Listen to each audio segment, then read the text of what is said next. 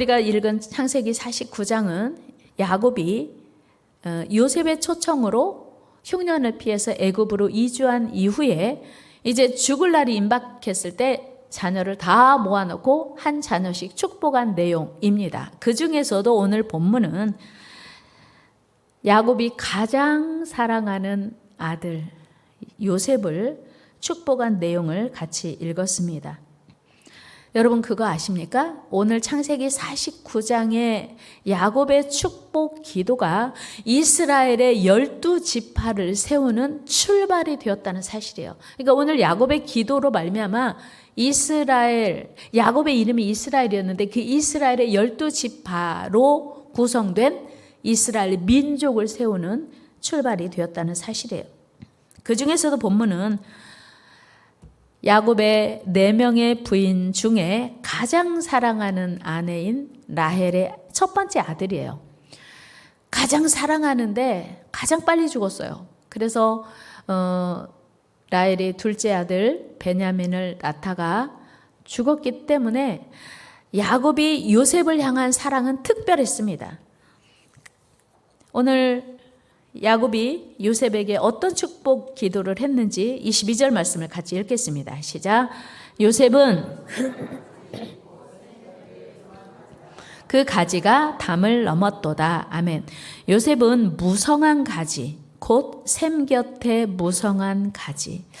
여러분 무성한 가지, 왜 아버지가 무성한 열매라고 하지 않고 무성한 가지라고 했을까?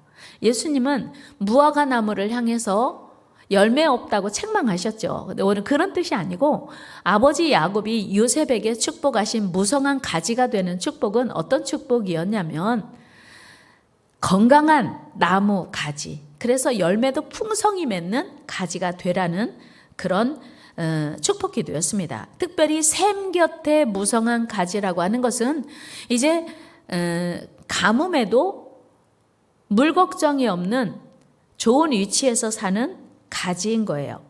그래서 여기서 무성하다라는 말은 잎사귀만 무성하다라는 뜻보다는 열매가 많은 풍성한 가지라는 뜻입니다. 예수님께서도 열매 맺는 포도나무 가지에 대한 말씀하셨죠. 요한복음 15장 5절 말씀 읽어요. 시작. 나는 포도나무요 너희는 가지라. 나를 떠나서는 너희가 아무것도 할 수 없음이라. 아멘. 예수님에게 깊이 잘 연결된 포도나무이신 예수님께 연결된 포도나무 가지는 포도나무를 풍성하게 맺을 수 있다는 사실이에요. 오늘 야곱이 그 아들 요셉을 축복할 때 샘 곁에 무성한 가지라고 하는 말은 시냇가에 심겨진 무성한 나무처럼 열매를 많이 맺는 가지라는 의미로 사용되었고요. 가뭄이 와도 걱정이 없는 풍성한 열매 맺는 가지를 뜻합니다. 여러분의 삶에, 여러분 자녀들의 삶에 일생 동안 풍성한 열매를 많이 맺는 은혜가 있기를 축복합니다. 미국에 이민을 간 어떤 교포 아들이 있었습니다. 그는 열심히 공부를 해서 미국의 유명한 대학교에 진학을 하게 되었습니다. 감사하게도 그는 1차 시험에서 전체 수석의 결과를 얻었어요. 1등.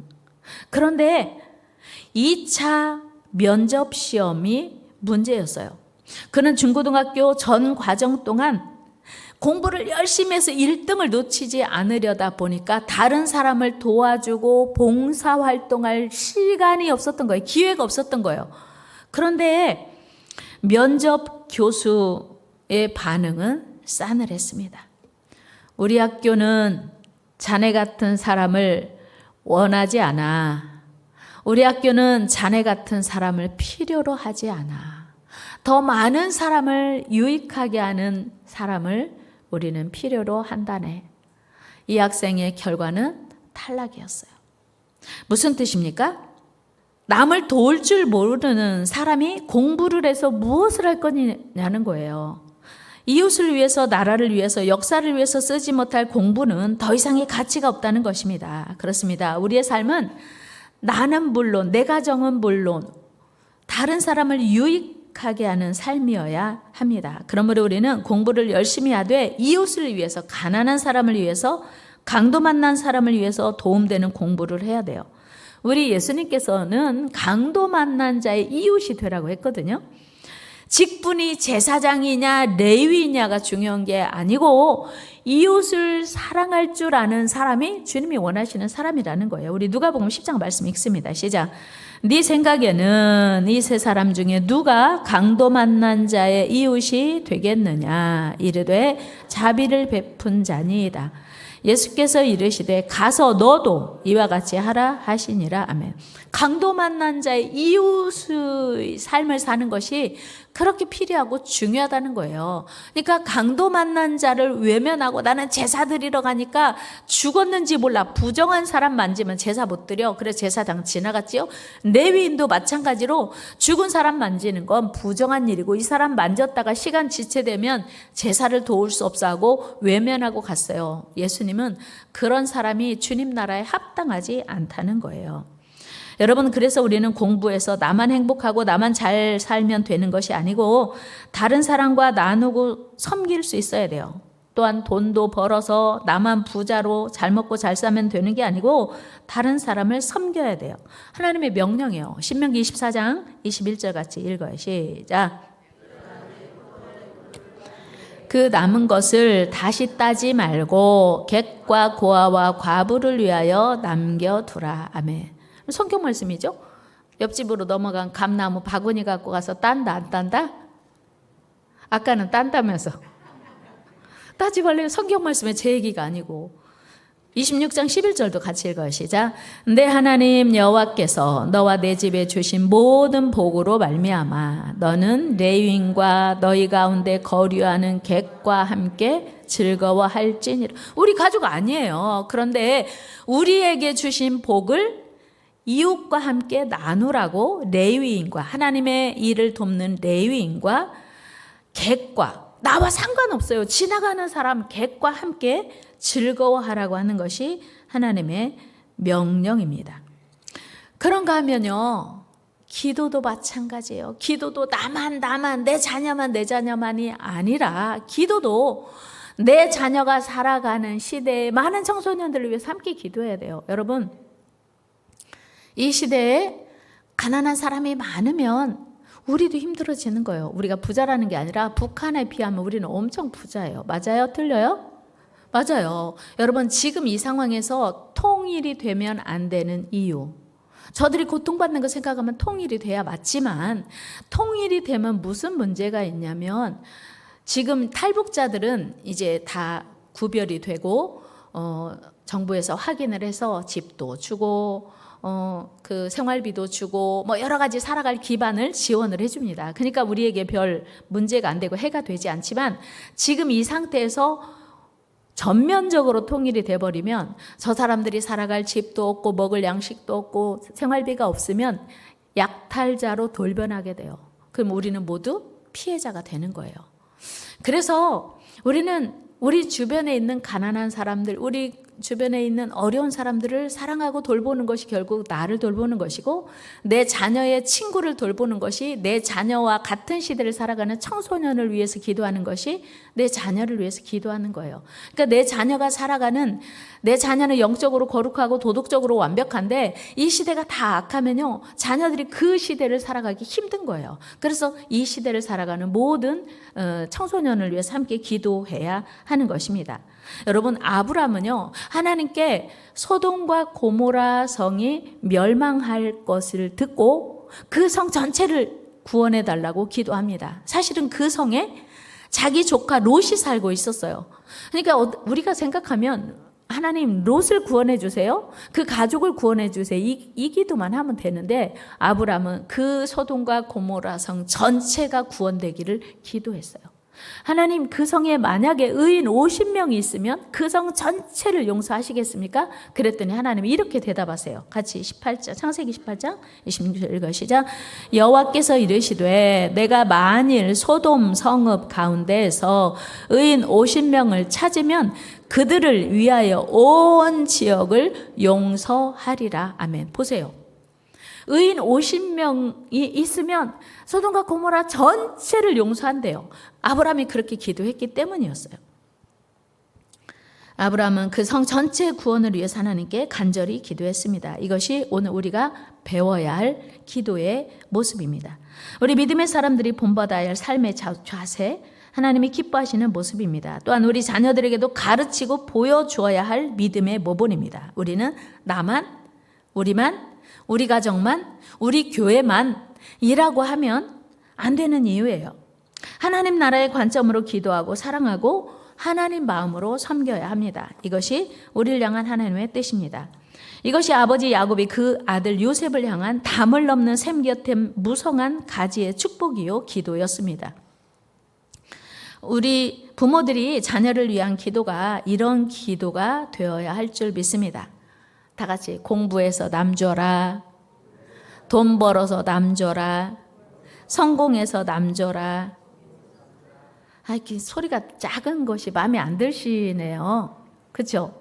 돈 벌어서 왜 남을 줘요? 공부해서 왜 남을 줘요? 돈 벌어서 나 잘 먹고 잘 살아야 되죠. 제가 말씀드렸잖아요. 돈 벌어서 남을 주는 것이 전도서에도 보면 지혜자가요. 너의 떡을 물 위에 던지라. 여러 날 후에 그것을 도로 찾으리니. 여러분, 흘러가는 물에 던진 떡을 어떻게 찾아요? 그 떡을 찾을 수는 없지만 하나님이 우리 삶을 책임져 주신다는 의미이고, 다른 사람을 배부르게 하면 내가 배부르게 된다고 하는 거예요. 그래서 우리는 공부해서 남 주고 남을 위한 공부해야 되고요. 돈 벌어서 남을 위한 일을 해야 돼요. 성공해서 남 주는 인생이야말로 하나님이 원하시고 기뻐하시는 인생임을 기억하시기를 바랍니다. 더 큰 소리로 공부해서 남 주자, 돈 벌어서 남 주자, 성공해서 남 주자. 이처럼 아버지 야곱의 기도는 요셉의 삶을 성공해서 남주는 인생 살라고 축복했어요.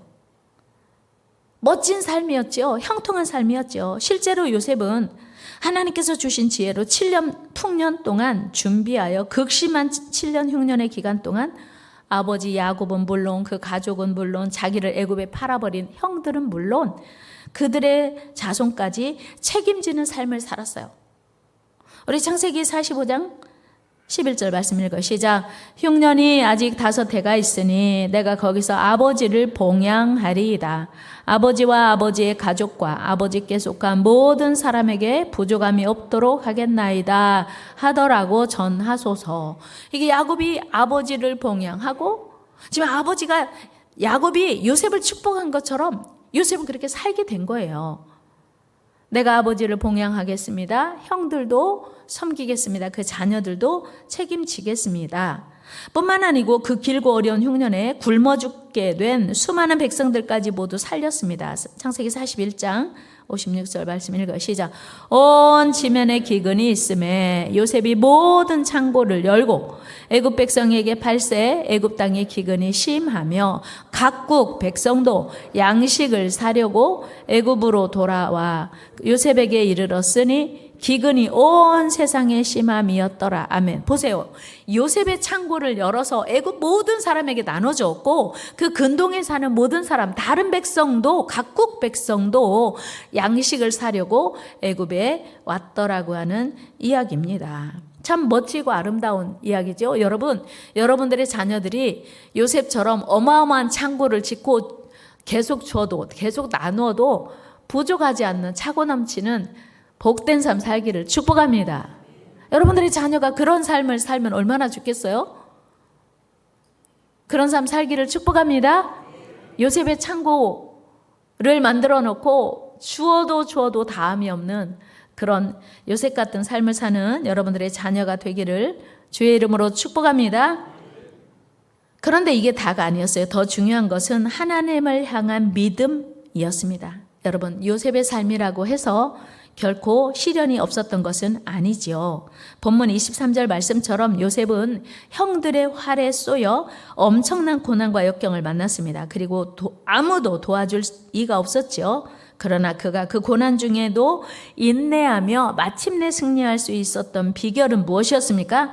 그것은 때마다 도우시는 전능자 우리 하나님의 손길, 위로, 축복 때문이었어요. 우리 같이 24절 말씀 같이 읽어요. 시작.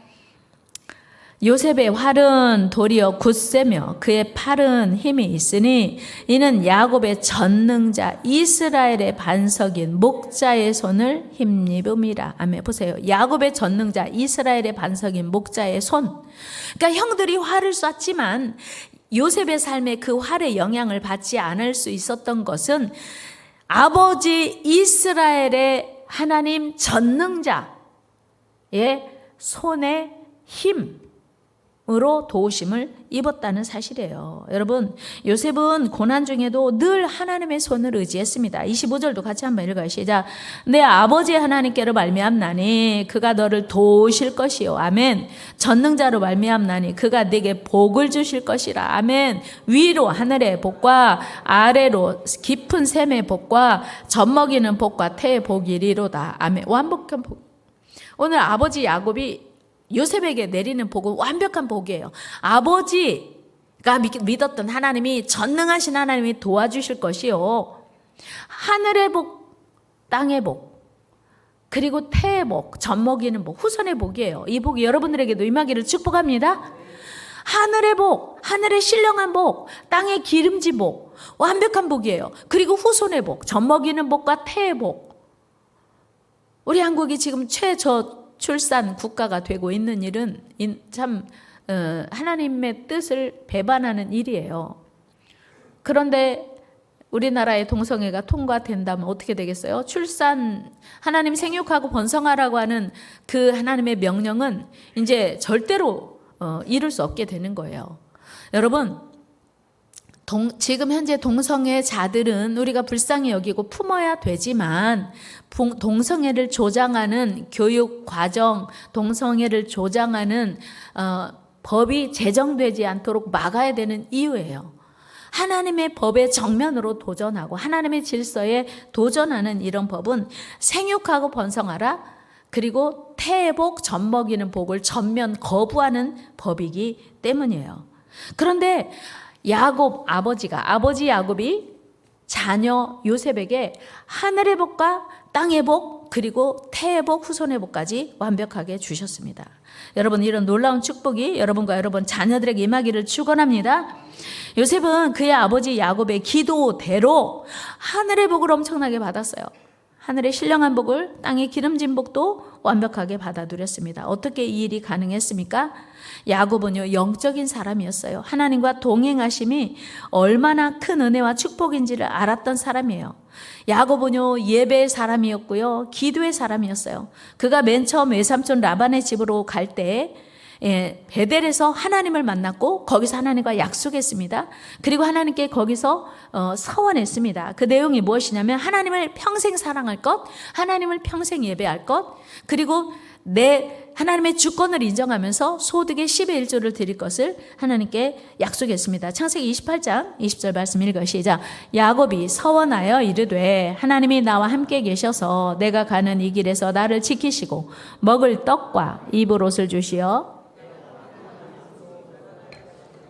여호와께서 나의 하나님이 되실 것이요 내가 기둥으로 세운 이 돌이 하나님의 집이 될 것이요 하나님께서 내게 주신 모든 것에서 10분의 1을 내가 반드시 하나님께 드리겠나이다 하였더라. 아버지 야곱이 믿음의 사람이었어요. 영적인 사람이었어요. 이거를 보여주는 기도인 것입니다. 뿐만 아니고 외삼촌 라반의 집에서 돌아올 때에도 그는 환도뼈가 위골되어 걸을 수 없음에도 불구하고 하나님이 내게 축복하지 않으면 포기하지 못합니다 라고 하는 기도를 했습니다. 깊은 기도했고요, 간절한 기도, 끈질긴 기도했습니다. 결국 거기서 그는 이스라엘이라고 하는 하나님과 겨루어 이겼다는 축복의 이름을 받습니다. 그리고 자녀들로 인해서 환난당한 이후에도 그는 하나님께 나아가 다시 기도했고요, 다시 예배했습니다.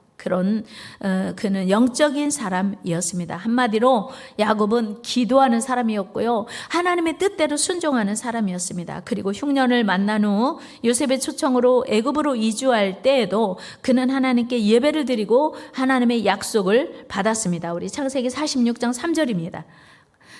하나님이 이르시되 나는 하나님이라 내 아버지의 하나님이니 애굽으로 내려가기를 두려워하지 말라. 내가 거기서 너로 큰 민족을 이루게 하리라. 아멘. 이 믿음의 사람, 예배의 사람, 기도의 사람 야곱에게 하나님이 약속하셔. 너로 말미암아, 너의 후손으로 말미암아 이스라엘의 민족, 큰 민족을 세울 것이다. 하나님이 약속하십니다. 여러분, 우리 하나님은요, 야곱에게 약속하신 그대로 야곱의 후손인 12아들들을 통해서, 야곱의 아들 12를 통해서 이스라엘 민족을 세우셨습니다. 얼마나 놀랍고 위대한 축복입니까? 결국 영적인 사람, 예배의 사람, 기도의 사람, 그 아버지 야곱의 신앙으로 그 후손들이 이스라엘의 민족을 세우는 근간이 되었다고 하는 것입니다. 이스라엘 민족을 출발하는 축복의 가문이 되었다는 사실입니다. 여러분, 부모의 기도가, 부모의 신앙이 중요한 이유입니다. 부모의 신앙이 자녀 신앙의 기준이 되기 때문입니다.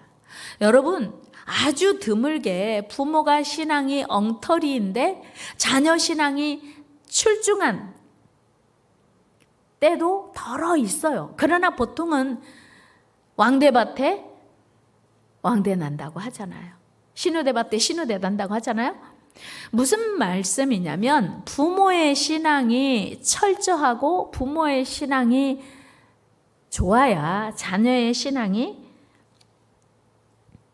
기대할 만하다고 하는 거예요. 그래서 부모의 신앙의 수준을 높일 필요가 있어요. 그 가정의 신앙의 수준, 그 가정의 헌신의 수준, 그 가정의 기도의 수준이 결국은 그 가문을 세우는 수준이 돼요. 가문의 수준이 되는 거예요. 여러분, 우리 수준을 높입시다. 옆 사람과 인사, 우리 수준을 높입시다. 수준을 높입시다. 수준을 높이는 게 되게 중요해요. 왜 그러냐면요, 그 수준을 바꾸는 게 쉽지 않기 때문이에요. 수준이 얼마나 중요한지 제가 이야기를 하나 해드릴게요. 거북이가 길을 가고 있었어요.